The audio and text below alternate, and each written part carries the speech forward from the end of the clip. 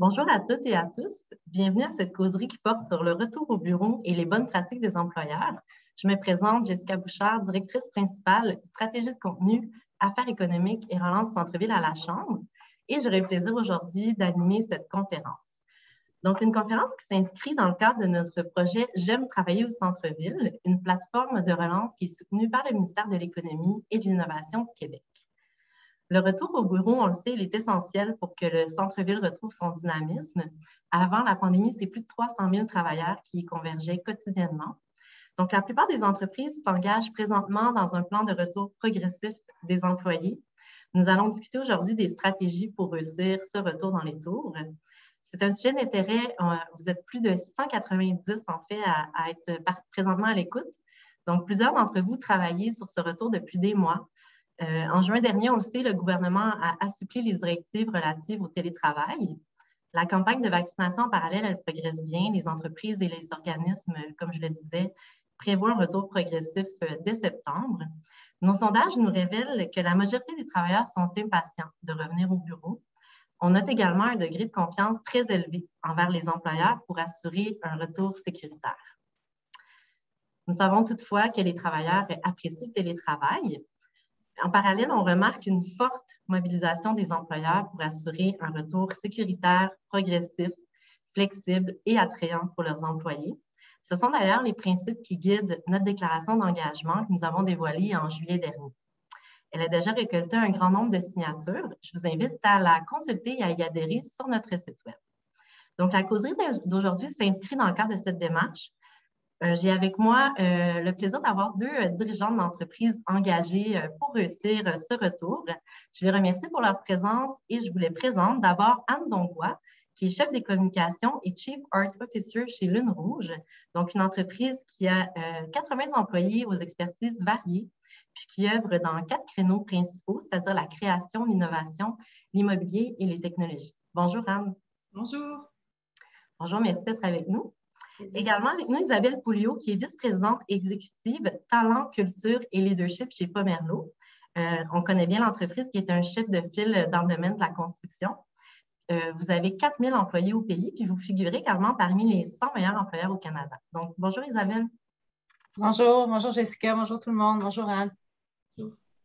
Bien, merci, je vous remercie à nouveau d'être avec nous ce midi. Nous allons débuter avec une période d'échange d'environ 40 minutes, puis on enchaînera avec des questions de nos participants. Donc, je vous invite à nous partager vos questions tout au long de la conférence dans le bas de l'écran, dans la boîte Q&A. Donc, débutons avec le premier principe qui guide les démarches des employeurs. Je le disais, assurer un retour sécuritaire des travailleurs. C'est évidemment le rôle des entreprises d'assurer la sécurité et la santé de leurs travailleurs. Ça exige une préparation importante. Donc, ma question s'adresse à vous deux. D'abord, depuis quand est-ce que vous avez commencé à travailler sur vos plans de retour? Puis, quelle a été votre approche? Je débuterai avec toi, Anne.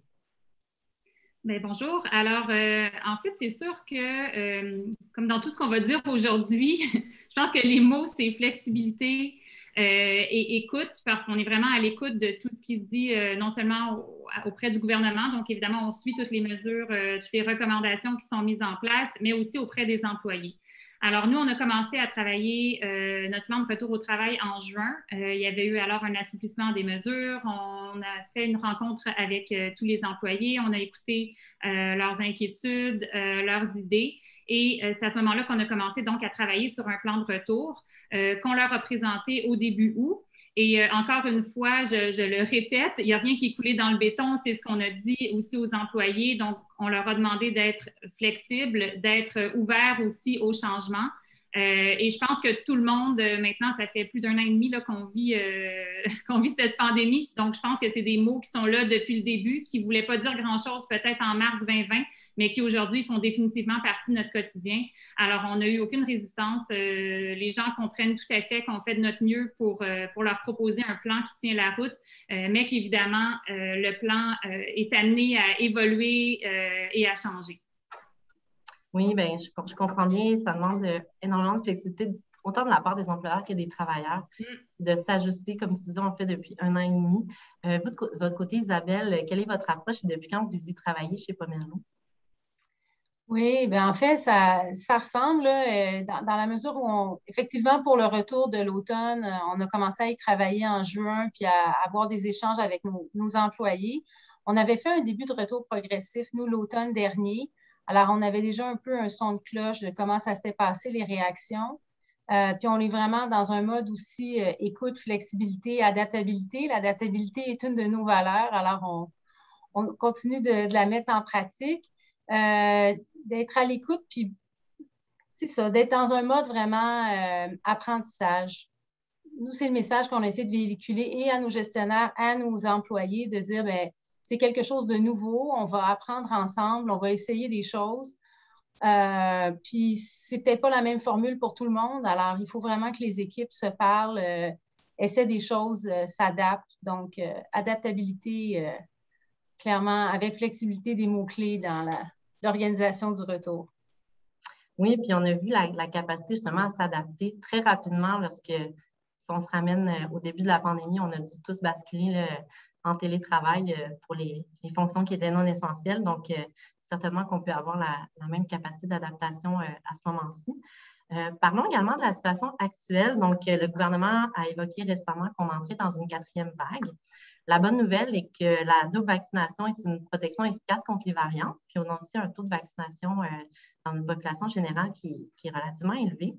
Certaines entreprises font des efforts importants pour sensibiliser leurs employés à l'importance de la vaccination. Donc, j'aimerais vous entendre sur l'approche de vos entreprises en matière de vaccination. Comment ça se passe chez Pomerleau, Isabelle? Oui, mais effectivement, nous, on a encouragé tous nos employés à se faire vacciner. Donc, c'est un message qu'on répète. On pense que c'est vraiment la meilleure façon de se protéger, éventuellement de sortir de la pandémie. La vaccination n'est pas obligatoire. Par contre, on a l'intention de demander à nos employés sur une base anonyme s'ils ont été vaccinés ou pas pour avoir une idée du taux de vaccination de notre population. Parce que là, on peut suivre le taux de vaccination général dans la société, mais on veut avoir de l'information de meilleure qualité là, par rapport à notre propre population. Puis, bien évidemment, il y a beaucoup de discussions autour du passeport vaccinal en ce moment. Alors, on est à l'écoute. On est à l'écoute de l'évolution de la 4e vague, puis des positions prises là, par les différents gouvernements et les autres entreprises. Donc, c'est ça. Adaptabilité et à suivre. Oui, bien, comme tu le dis, hein, des précisions aussi sont attendues là, par rapport à l'usage du passeport vaccinal dans le milieu de travail. Anne, de votre côté, quelle est votre approche par rapport à la vaccination? Je dirais que c'est sensiblement la même chose. Donc, nous aussi, on recommande fortement la vaccination à tous nos employés. Par contre, on va suivre les recommandations en vigueur au niveau du gouvernement. Donc, on attend les points de presse de M. Legault et les mesures à venir. Il y aura probablement des choses qui vont être annoncées dans les prochaines semaines. Alors, c'est sûr qu'on reste à l'affût. Mais pour l'instant, on n'a pas obligé, en fait, la vaccination. Ce n'est pas obligatoire, mais on la recommande fortement. Parfait. Bien, merci pour ces précisions. Donc, on revient sur la question du retour progressif. On sait que c'est un des facteurs de succès. On sait également que les employés sont plutôt favorables au mode hybride, qui veulent quand même conserver les certains avantages qu'offre le télétravail. Donc, ça demande pour les entreprises, pour les organisations, une réorganisation complète. On en est bien conscient. Il faut également planifier les présences au bureau. Donc, ce n'est pas une mince tâche, ça non plus. Anne, parle-nous des politiques de votre entreprise pour l'organisation du travail en mode hybride. Alors, nous, c'est un peu spécial parce qu'on déménage à l'intérieur même. Là, on est au complexe de la Maison Alcan et on déménage d'un édifice à l'autre en ce moment même. Donc, il y a une réorganisation naturelle, je dirais, qui se fait des équipes et des aménagements. C'est certain que le mode hybride va rester. C'est là pour rester, je pense, en tout cas pour l'instant. Donc, nous, on envisage un retour au travail 2 à 3 jours semaine. Et encore là, on a émis une politique de télétravail. On l'a partagé aux employés, mais rien n'est coulé dans le béton. Tout est flexible. Alors, ce n'est pas des journées fixes encore. Ça le sera peut-être éventuellement. Mais on se laisse cette liberté-là, cette flexibilité-là pour l'instant. Et nous, on a la chance, en fait, que le complexe de la Maison Alcan, c'est un complexe qui est plus large que haut et on a beaucoup d'espace. Alors, au niveau de l'aménagement des bureaux, on a de la place pour tout le monde, il y a de l'espace, ça respire. Alors, c'est sûr qu'on a un avantage sur certaines entreprises qui sont peut-être aux prises avec des espaces plus restreints et qui peuvent peut-être pas ou les autres mesures sanitaires qui sont à mettre en place, qui sont mises en place en fait depuis 1 an et demi, mais qui sont à continuer. Oui, ben c'est un bon point. Dans de beaux et grands nouveaux bureaux, c'est peut-être plus facile là, de gérer ce retour-là. Vous, de votre côté, Isabelle, quelles sont vos politiques pour l'organisation en mode hybride? Oui, ben en fait, on a des beaux bureaux, mais on manque effectivement un peu d'espace. On est victime de notre succès parce qu'on connaît vraiment une forte croissance. Alors, on a mis en place un système de réservation des espaces.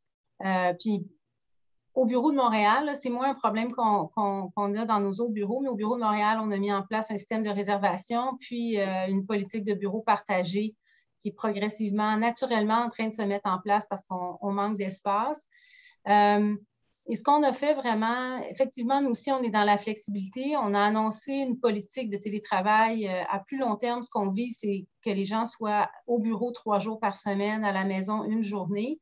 Mais en ce moment, on est dans un mode essai-erreur, comme je le disais tout à l'heure, et on demande aux gens là, progressivement en septembre de revenir 1 à 2 journées par semaine pour ensuite augmenter de 2 à 3, mais dépendamment de la taille des équipes, de la disponibilité des places, ça reste à déterminer. Puis nous non plus, on n'a pas déterminé de journée fixe. En fait, ce qu'on demande vraiment aux équipes, à chacun des départements, c'est de se rencontrer et de se faire ensemble une charte d'équipe sur qu'est-ce que ça veut dire pour nous, un mode de télétravail hybride, présence bureau, présence avec du travail à la maison qui va fonctionner.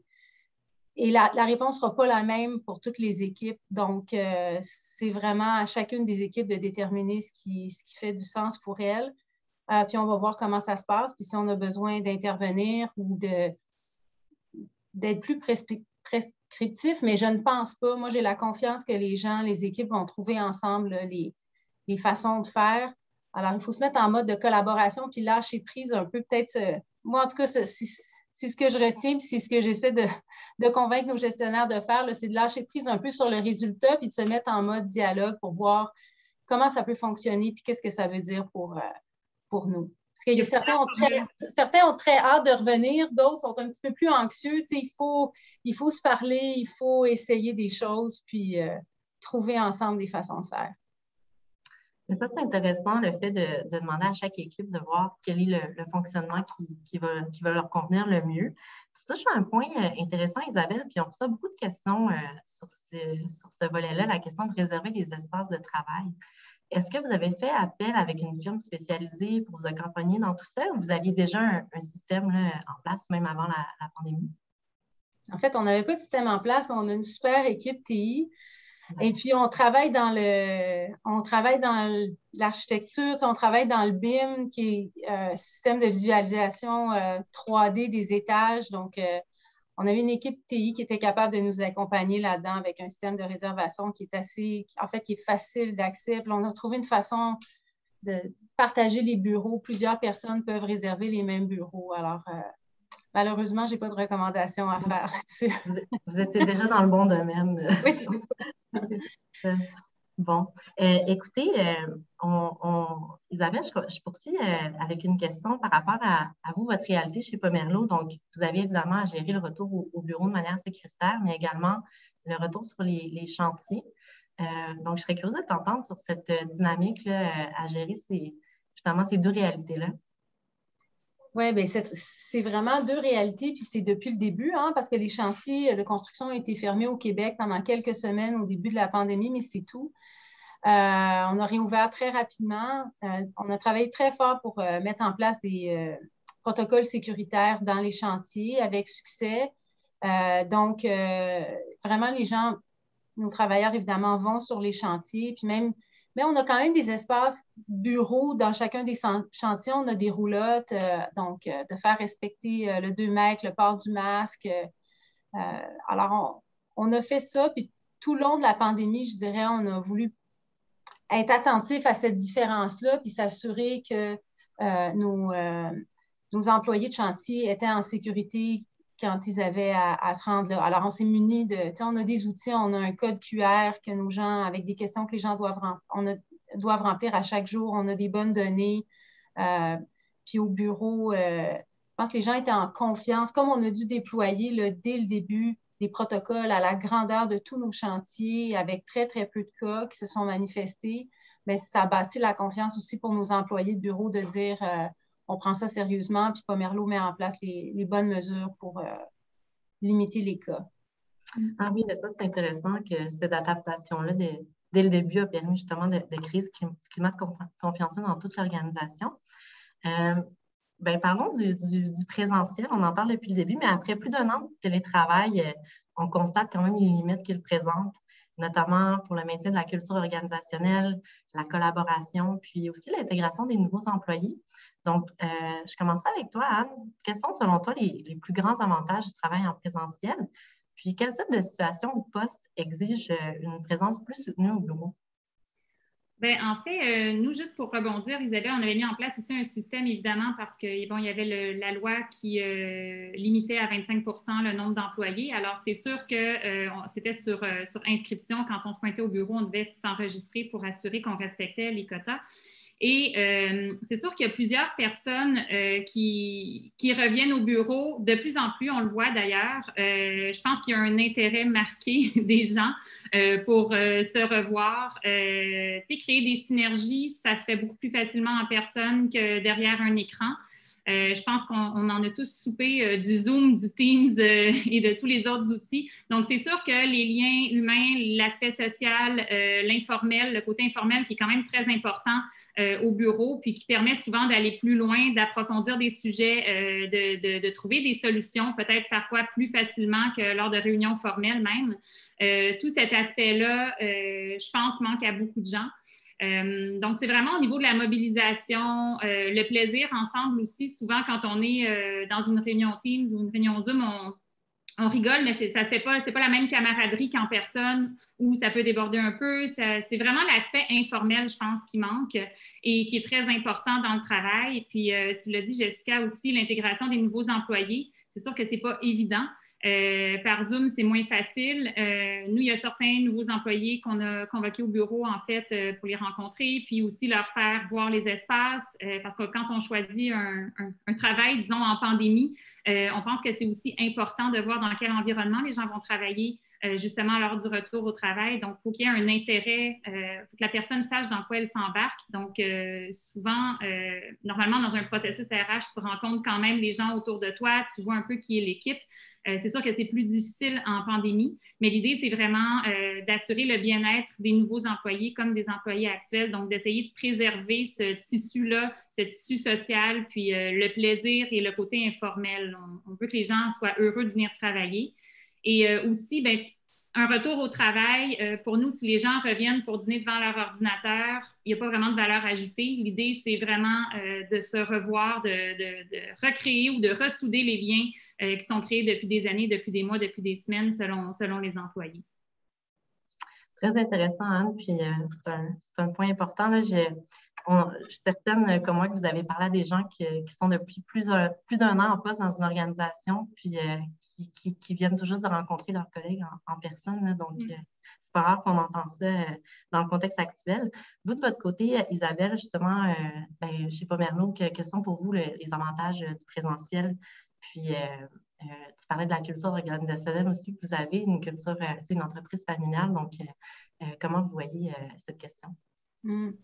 Mais je ne veux pas répéter, franchement, je me reconnais beaucoup dans les propos d'Anne, là, au niveau justement de la culture, puis de s'assurer qu'on intègre bien nos nouveaux employés. On a déployé énormément d'efforts à intégrer nos nouvelles recrues depuis le début de la pandémie.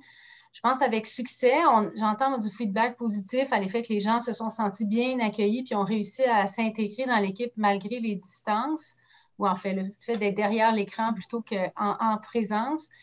Mais il reste quand même qu'il y a des limites autour de ça. Peut-être que c'est plus facile pour les gens qui sont plus avancés dans leur carrière, qui connaissent déjà le fonctionnement d'une organisation.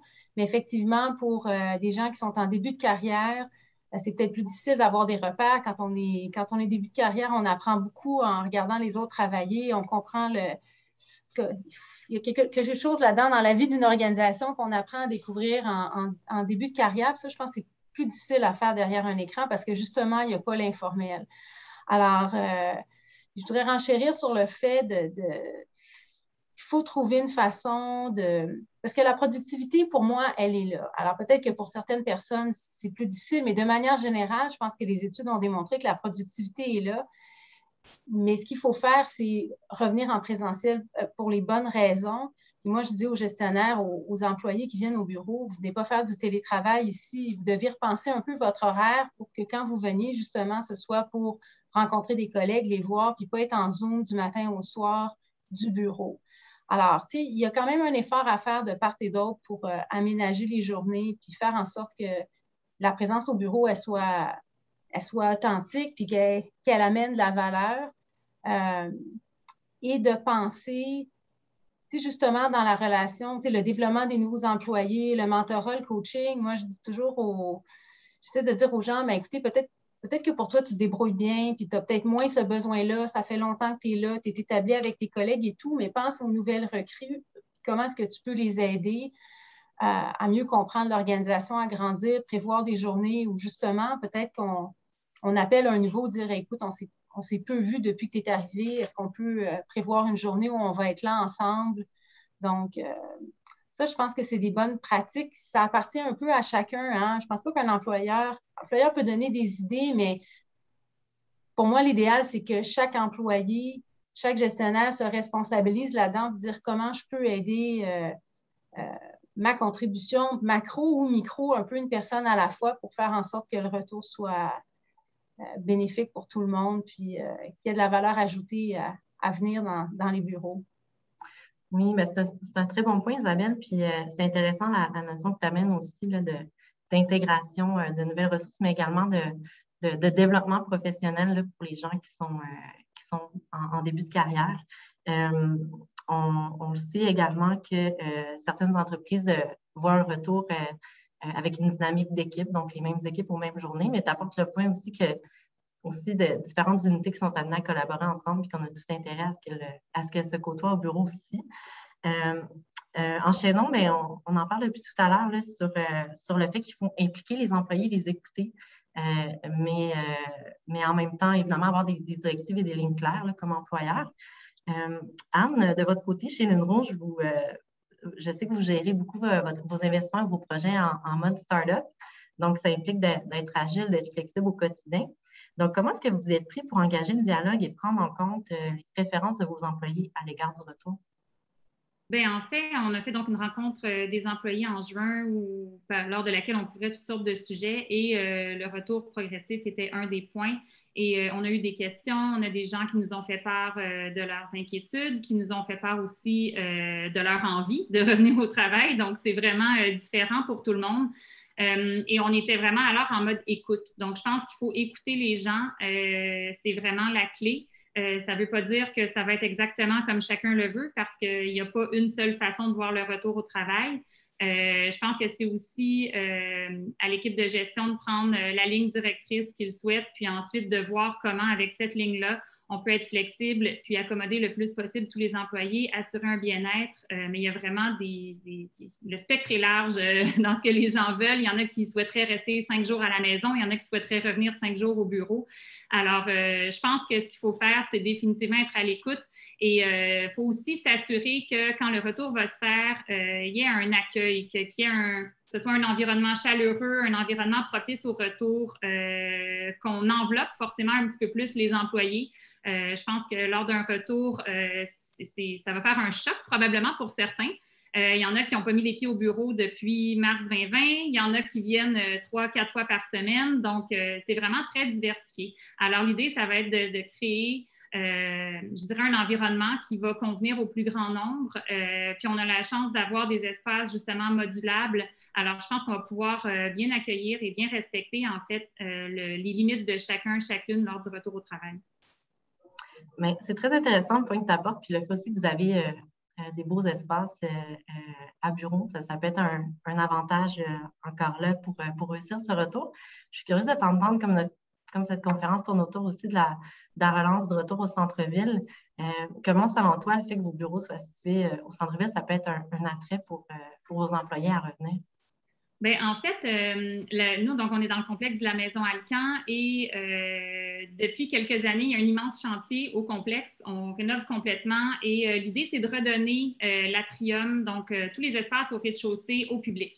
Alors, ce n'est pas seulement un environnement de travailleurs du complexe de la Maison Alcan, mais c'est aussi un espace qui va être réouvert, redonné au public. Ce l'était avant. Au début des années 2000 et bon, il y a eu une période où c'est cessé. Donc, on va avoir un café, on va avoir un espace, on a toutes sortes d'espaces. On a un grand atrium pour faire une programmation. Les gens vont pouvoir être distancés. Il y a des poufs qui ont été aménagés. Il y a des petites maisonnettes plus privées. Alors, il y a toutes sortes d'espaces comme ça, modulables, qui vont pouvoir être utilisés. Et on pense que ça, c'est vraiment une valeur ajoutée parce qu'il y a aussi il y a un aspect plaisir, définitivement, qu'il faut que les gens retrouvent dans le retour au centre-ville. Montréal, c'est une belle ville, c'est une ville attrayante, c'est une ville vibrante. On veut que les gens aient envie de revenir au travail. Alors il y a toutes sortes de petits incitatifs ou de petits, je dirais, d'aménagements, de petites, je ne vais pas dire surprises, là, ça fait un peu fête d'enfants, mais il y a toutes sortes de petits, je dirais, de petites bonifications qui vont être mises en place. On s'assure que le cadre est intéressant. Et c'est vraiment ce qui va faire la différence, je pense, entre un retour au travail réussi puis un retour où les gens vont venir un peu à reculons. Je pense que ça, c'est important. Oui, c'est un très bon point. Isabelle, toi, de ton côté, justement, que tu faisais référence tout à l'heure, mais vous avez bien consulté vos employés. Comment est-ce que vous faites en sorte de prendre en compte justement les préférences, mais en même temps d'avoir des directives claires et équitables pour tout le monde? Mais je dirais, on s'est quand même posé la question comme équipe de direction, qu'est-ce qu'on veut? T'sais, vers où on veut tendre? Est-ce que c'est important pour nous d'avoir des bureaux vibrants où les gens se présentent, puis de pouvoir faire vivre notre culture à l'intérieur de nos bureaux? Alors, ça, c'est une conversation qu'on a eue assez tôt, là, en fait, l'été passé. On n'avait pas de politique de télétravail avant la pandémie. Alors, on a décidé de prendre position, puis justement d'annoncer qu'une fois la pandémie terminée, on allait vouloir avoir nos employés au bureau 3 jours par semaine. Alors, ça a aidé à poser le cadre. Après ça, au niveau de l'écoute, effectivement, d'être à l'écoute des préoccupations des gens, parce que c'est des préoccupations qui ont trait à la pandémie, fait que plus des enjeux de sécurité physique, crainte, malheureusement, dans les transports en commun, ça demeure encore en tout cas, ça a été un enjeu. On va voir si c'en est encore un, probablement pour un moment. Donc, tu sais, il y avait les craintes vraiment liées, je dirais, plus à la santé, sécurité et aussi d'être à l'écoute au niveau de la flexibilité que les gens veulent avoir, surtout les nouvelles générations, tout le monde, mais clairement les nouvelles générations encore plus. Puis je dirais que là-dessus, il y a un apprentissage à faire encore là pour tout le monde parce que c'est ça, c'est différent, puis les gens ont des besoins différents, puis moi, je pense vraiment que c'est correct, puis il faut être à l'écoute de ça. Alors, on parlait de flexibilité, d'adaptabilité. Moi, je rajouterais peut-être le mot empathie, puis ça va avec l'écoute, là, mais de comprendre que mes besoins ne sont pas les mêmes que les besoins de mes collègues ou mes employés, ou de ne pas présumer que les gens veulent la même chose que moi ou ont les mêmes intentions. Il y a un certain cadre, mais je pense quand même qu'il y a moyen de faire beaucoup de choses de façon créative et que ça fonctionne. Tu sais, je ne sais pas, moi, je suis maman de 3 enfants, là, alors ils sont plus vieux maintenant, mais pendant des années, j'ai eu un horaire assez rigide, puis je devais quitter, puis ça ne m'a jamais empêché d'occuper mes fonctions. Puis j'avais des collègues qui n'avaient pas ces contraintes-là, mais c'est d'avoir un dialogue, puis de s'entendre sur comment on arrive à travailler ensemble avec les contraintes, les habitudes de chacun, les gens qui doivent arriver plus tôt parce qu'ils veulent passer avant les ponts. Tu sais, tout le monde a sa propre réalité. C'était vrai avant la pandémie, ça reste vrai maintenant. Alors, je pense vraiment que c'est dans le dialogue que ça se passe. Oui, mais c'est intéressant, Isabelle, tu touches à un point très important, justement, l'importance des horaires flexibles, parce que, comme tu dis, je crois que la plupart des gens vont vouloir éviter d'être toujours aux heures de pointe, par exemple, dans les transports collectifs. On sait que beaucoup de travailleurs du centre-ville utilisent les transports collectifs. Puis la conciliation travail, vie personnelle, que le télétravail, pour certains, pouvait faciliter, mais il faut s'assurer qu'on l'offre aussi, cette flexibilité-là pour le retour. Écoutez, vous êtes toutes deux des expertes là, de communication ressources humaines, donc j'aimerais vous entendre selon vous, quelles sont les clés d'une bonne communication interne pour que les employés, justement, adhèrent à ces changements-là? Anne, comment tu vois ça? Je pense que c'est la bidirectionnalité de la communication. Donc, assurément, il ne faut pas que ce soit unidirectionnel, il faut qu'il y ait un échange. Faut que... En fait, on veut sonder, on veut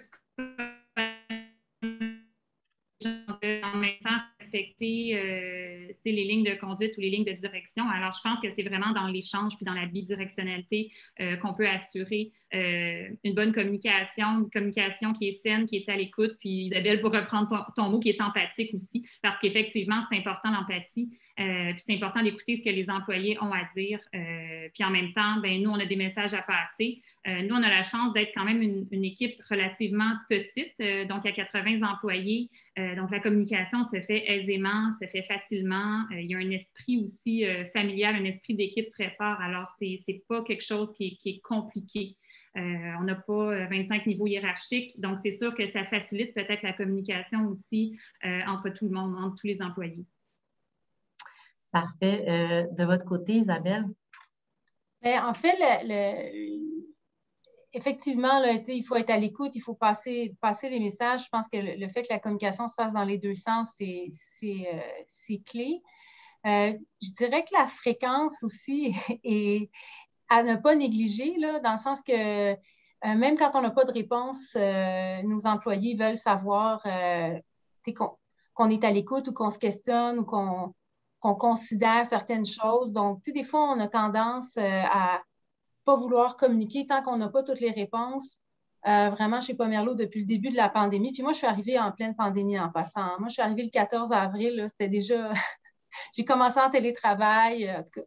Alors, mais c'était remarquable l'effort de communication qui était fait depuis le début, où il y avait des appels avec tous les employés là, 3 fois par semaine au début, puis après ça, on est passé, même tous les jours. En tout cas, ça a vraiment été bon. Puis là, on se parle une fois par mois, mais la fréquence, l'ouverture, puis le fait de dire, bien, écoutez, on n'a pas encore toutes les réponses, mais on y travaille, on le considère, puis on vous revient le plus rapidement possible.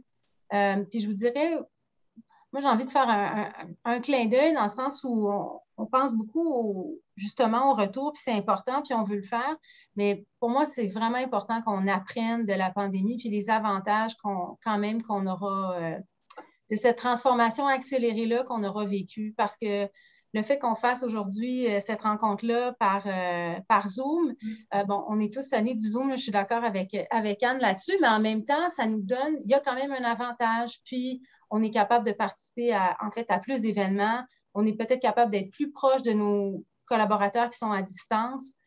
Moi, en fait, j'ai une partie de mon équipe à Montréal, mais j'ai des gens dans mon équipe d'un océan à l'autre. Alors, avant ça, ça fait pas longtemps, on se parlait sur une pieuvre, là. Puis quand on voulait se voir en vidéoconférence, il fallait se prendre une demi-heure d'avance pour être sûr que ça fonctionne. Là, on se voit visuellement là, tous les jours pour chaque appel. Alors, en fait, mes équipes hors Montréal se sont rapprochées.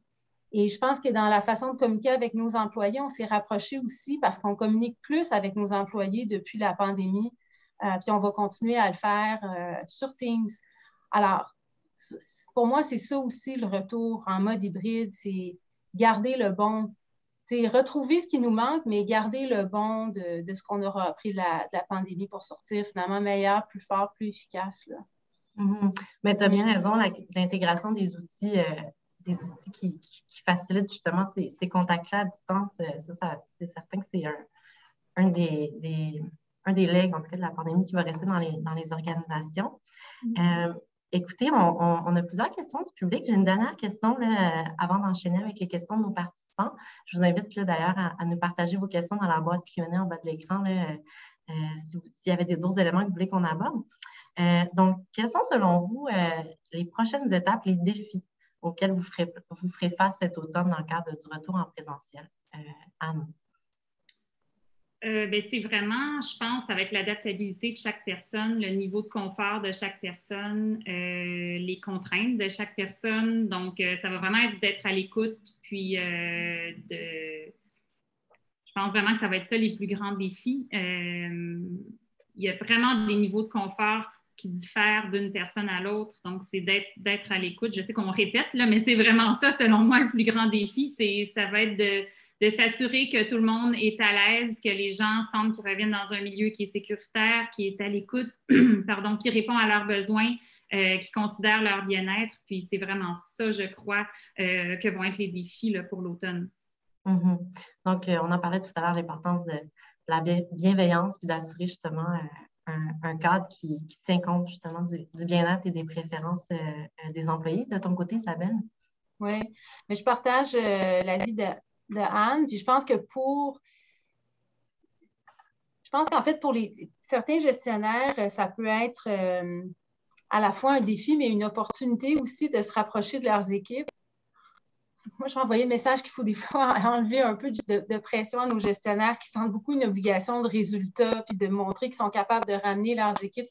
C'est pas ça qu'on leur demande. On leur demande d'être à l'écoute, puis de gérer l'ensemble selon les besoins de chacun, puis il y a une flexibilité là-dedans. Des fois, il y a des gestionnaires qui ne sont pas à l'aise, dire moi, je voudrais avoir une même règle qui s'applique pour tout le monde pour être sûr que c'est équitable. Oui, mais ce qui est équitable n'est pas la même chose pour tout le monde. Ça dépend des circonstances. Si j'ai un conjoint qui est immunosupprimé, c'est différent. La réalité est différente pour moi, puis les accommodements, puis peut-être le fait que je ne reviens pas tout de suite au bureau, c'est pas une inéquité, là. C'est juste tenir compte de ma situation.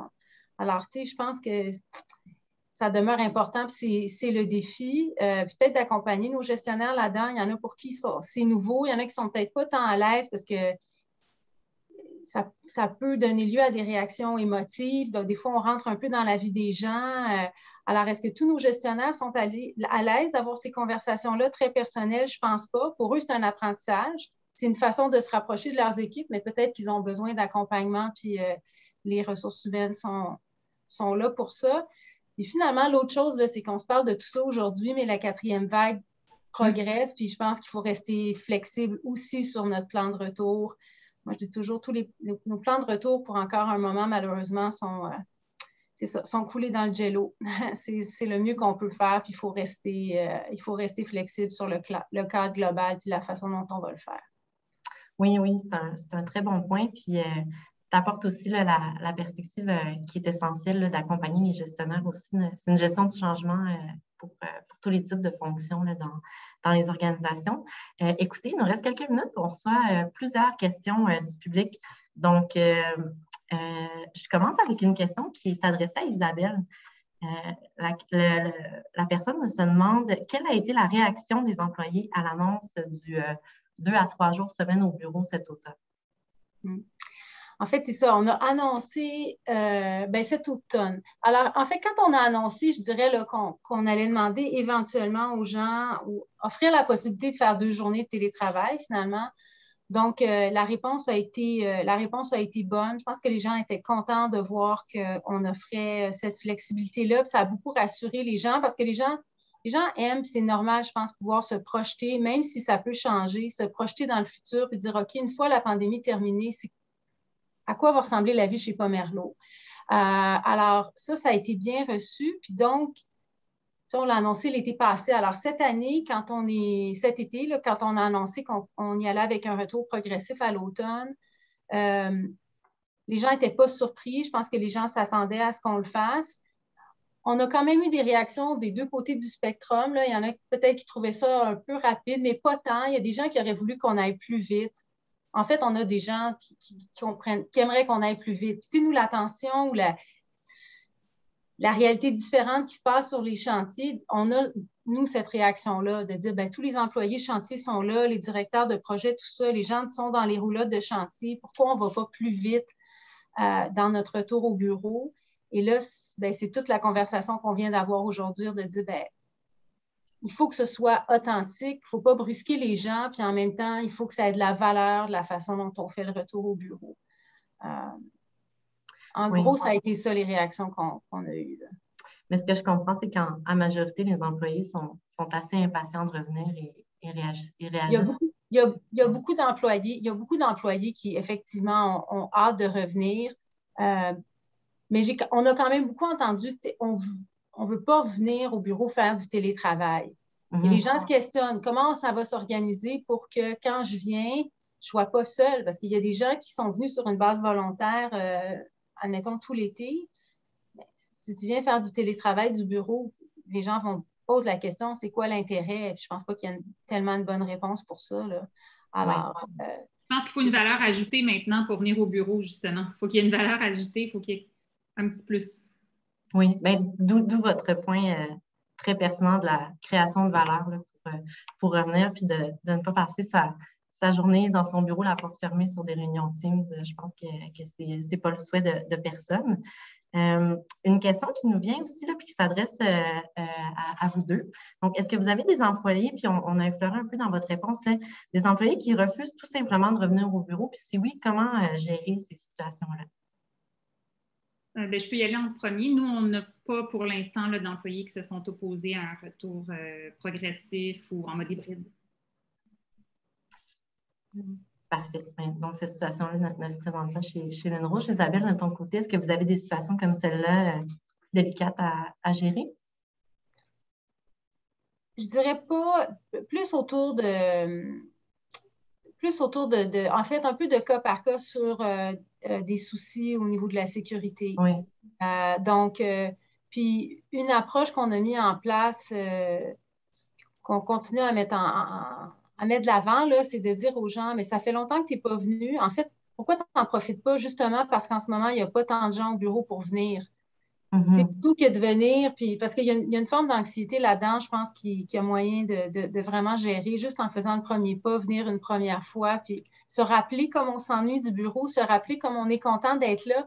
On s'habitue, on est dans notre univers, là, mais ça fait du bien de venir au bureau, de voir des gens, de sortir de chez soi, d'avoir sa routine. Alors, on essaie de mettre les gens en mouvement justement pour vaincre cette anxiété-là, mais de le faire à leur rythme. Puis moi, je pense qu'en ce moment, c'est peut-être justement le bon moment parce qu'il n'y a pas encore tant de gens. Puis sinon, mais c'est des cas un peu comme je référais, là, des questions d'enjeux de santé d'un proche et tout ça. Puis ça, c'est vraiment du cas par cas. Puis là-dessus, on a été accommodant, là, évidemment. Oui, oui, je comprends.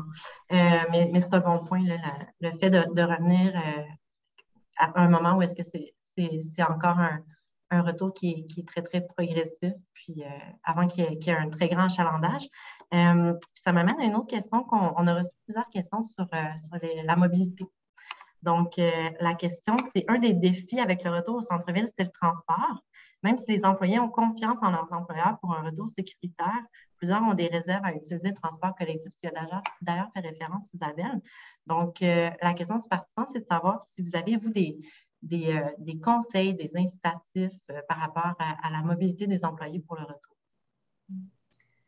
Peut-être que je peux y aller. On a parlé tout à l'heure de flexibilité aussi autour des horaires. Jessica, je pense que c'est même toi qui faisais allusion. Est-ce qu'on permet à nos gens de venir à des horaires un peu décalés pour se sentir plus à l'aise dans les transports en commun, à des heures où il y a peut-être moins de monde? Alors ça, je pense que c'est une conversation à avoir.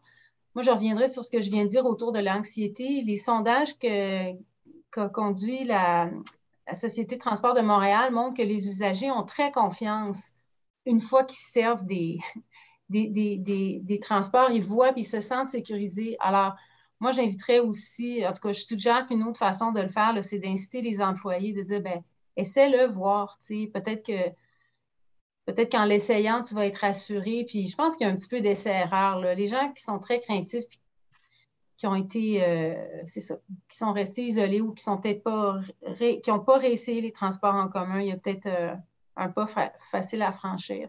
Mais c'est sûr que ça va être une adaptation. Puis les gens doivent, certains vont vouloir se tourner vers d'autres modes, là, dont le covoiturage, etc. Oui, oui, oui. Mais c'est un bon point. C'est vrai que les sondages à STM sont assez clairs, sont à un niveau de confiance élevé. Puis le fait, comme tu dis, Isabelle, que d'y retourner une fois, quelques fois, ça donne confiance là, justement sur le fait que c'est un environnement qui est sécuritaire là, dans les transports collectifs. Anne, de ton côté, au niveau de la mobilité chez Lune Rouge? Bien, en fait, je suis assez d'accord avec Isabelle. Nous, on a toujours été assez flexibles dans les horaires de travail. Donc, il y a ce côté-là qui permet aux gens d'arriver un petit peu plus tôt, de partir un petit peu plus tard ou d'arriver un petit peu plus tard, partir un petit peu plus tôt. Donc, on n'a pas eu de questions beaucoup à ce sujet présentement. Là. En tout cas, à ce jour de la part des employés. Puis, on a un stationnement pour ceux qui viennent en voiture ou qui sont de l'extérieur. On a un stationnement qui est accessible dans l'immeuble. Puis, on a aussi des stationnements incitatifs à vélo gratuits, sécurisés, avec caméra de surveillance dans notre stationnement intérieur. Donc, c'est sûr qu'on encourage les gens à bouger, à venir de façon active. Mais pour ce qui est des transports en commun, on n'a pas vraiment eu de notre côté là, de crainte ou d'incertitude liée à ça. Parfait. Mais c'est intéressant aussi, Anne, on voit que d'avoir une offre qui accommode là, les différents modes de transport, donc le transport actif, c'est important. Écoutez, c'est tout le temps qu'on avait, puis je sais qu'il y a plusieurs questions du public, donc on s'assurera d'y répondre à la Chambre dans le cadre de notre prochain événement sur ces questions. Merci, Anne et Isabelle, d'avoir partagé vos stratégies sur vos plans de retour. Merci à toutes et à tous d'avoir été à l'écoute. On espère que cette discussion vous aura permis d'y voir plus clair pour planifier le retour de vos employés en présentiel. Comme je le disais, la Chambre va continuer tout au long de l'année à offrir des outils et des conférences sur ces questions. Je vous invite à notre rendez-vous stratégique intitulé « Réussir le retour des travailleurs au centre-ville » qui se tiendra la semaine prochaine, donc le 2 septembre. C'est un événement qui se tiendra sur toute la journée, qui va réunir des employeurs, des élus, des experts, qui est également gratuit. Donc, j'espère vous compter parmi nous. Merci encore, Isabelle et Anne, et bonne journée à tout le monde. Merci, bonne journée. Merci, bonne journée. Au revoir. Au revoir.